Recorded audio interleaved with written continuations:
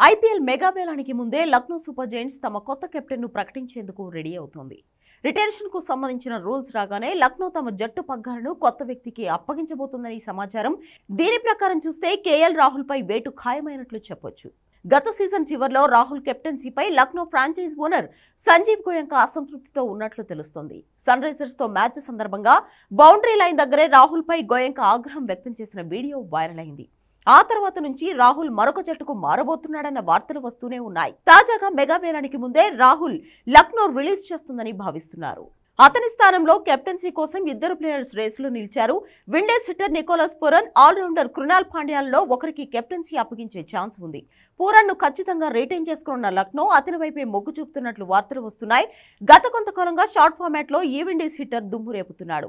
విధ్వంసకర ఇన్నింగ్స్లతో రికార్డుల మీద రికార్డులు నెలకొల్పుతున్నాడు. గత సీజన్ లోనూ పూరన్ భారీ ఇన్నింగ్స్ ఆడాడు. దీంతో అతనికి కెప్టెన్సీ దక్కే అవకాశాలు ఉన్నాయి. అదే సమయంలో కృణాల్ అవకాశాలను కొట్టిపారేయలేమని క్రికెట్ వర్గాలు చెబుతున్నాయి.